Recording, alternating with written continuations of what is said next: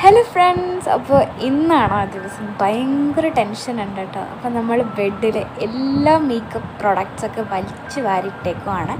Makeup മാത്രമല്ല കേട്ടോ, നമ്മുടെ ഓർണമെൻറ്റ്സും ഉണ്ട് കേട്ടോ. ഫസ്റ്റ് തന്നെ എൻ്റെ മുഖത്ത് വാസ്ലിൻ ഇട്ടൊന്ന് ഒന്ന് പുരട്ടി കൊടുത്തു, എനിക്കൊരു സമാധാനത്തിന് വേണ്ടി.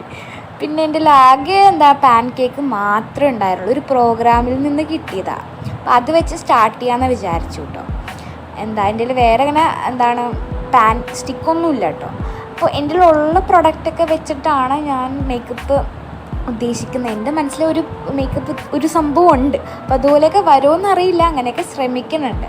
അപ്പോൾ എൻ്റെ കൺസീലർ ഉണ്ടായിരുന്നു, അപ്പോൾ അതൊക്കെ വെച്ചൊന്ന് ഇട്ട് കൊടുത്തു. അപ്പോൾ അതിട്ടപ്പോൾ തന്നെ ടോൺ മാറി, ഒരു യെല്ലോയിഷ് കളറൊക്കെ പോലെ വന്നു. ഞാൻ തന്നെ അത്ഭുതമായി പോയിട്ടോ.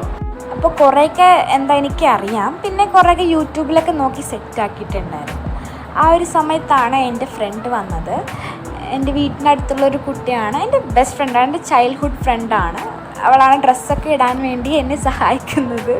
അപ്പോൾ അവൾക്ക് ക്യാമറയിൽ വരാൻ താല്പര്യം ഉണ്ടായിരുന്നില്ല. അപ്പോൾ അത് കഴിഞ്ഞിട്ട് ഞാൻ കോമ്പാക്ട് പൗഡർ ഇട്ട് കൊടുത്തിട്ടുണ്ടായിരുന്നു. എല്ലാം ഒക്കെ ഒന്ന് തികയ്ക്കണമല്ലോ, അതിനു വേണ്ടി കോമ്പാക്ട് പൗഡർ ഇട്ടിട്ടുണ്ടായിരുന്നു. അപ്പോൾ വെളിച്ചത്തോട്ട് വന്നപ്പോഴാണ് ഗൈസ് ഞാൻ ഞെട്ടിപ്പോയത്. ഫുൾ ഞാൻ തന്നെ അത്ഭുതപ്പെട്ടു പോയി അത് കണ്ടിട്ട്. പിന്നെ ഞാൻ എല്ലാ ഡാൻസിനും അവർ കാണുന്നതാണ് ഇങ്ങനൊരു സംഭവം.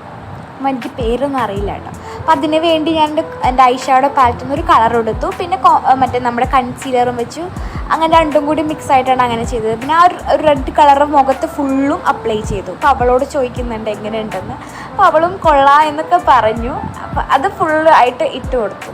പിന്നെയാണ് നമ്മുടെ ഐഷാഡോയുടെ ഡ്രസ്സിൻ്റെ കളറ് ബ്ലാക്കുമാണ്. പിന്നെ അറ്റത്തൊരു റെഡ് കളർ കൊണ്ട് തന്നെ ബ്ലാക്കും റെഡ് ആയിട്ടിടാന്ന് വിചാരിച്ചു. തുറന്നു വെച്ച് ചെയ്യണത് ക്ഷമിക്കണം കേട്ടോ. ഞാൻ വീഡിയോ എഡിറ്റ് ചെയ്തപ്പോൾ അത് കാണുന്നത് എല്ലാവർക്കും ഉണ്ടല്ലോ അങ്ങനെ. എനിക്ക് മാത്രമല്ല, ഈ ലോകത്തെ എല്ലാവർക്കും ആ സംഭവം. ഗേൾസിന് പ്രത്യേകം, ഗേൾസിനാണ് കേട്ടോ അങ്ങനെ കൂടുതൽ. അപ്പോൾ അത് ആരും നിങ്ങൾ നോക്കണ്ട, അതെല്ലാവർക്കും ഉള്ളതാണ്. ഈ പിരികം എഴുതാനായിരുന്നു ഞാൻ വിചാരിച്ചു ടൈം കുറേ എടുക്കും എന്നുവെച്ചാൽ എൻ്റെ പിരികം ഒരെണ്ണം ശരിയായില്ല, മറ്റേത് ശരിയാവും, അങ്ങനെ സംഭവം. പക്ഷേ പിരികമൊക്കെ എഴുതാൻ വലിയ കുഴപ്പമൊന്നും ഉണ്ടായിരുന്നില്ല.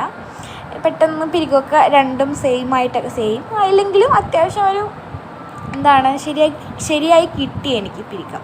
ഏറ്റവും കൂടുതൽ ടൈം എടുത്തത് എൻ്റെ കണ്ണ് എഴുതാൻ വേണ്ടിയായിരുന്നു. കണ്ണിനായിരുന്നു ഭയങ്കരമായിട്ട് ടൈം എടുത്തത്.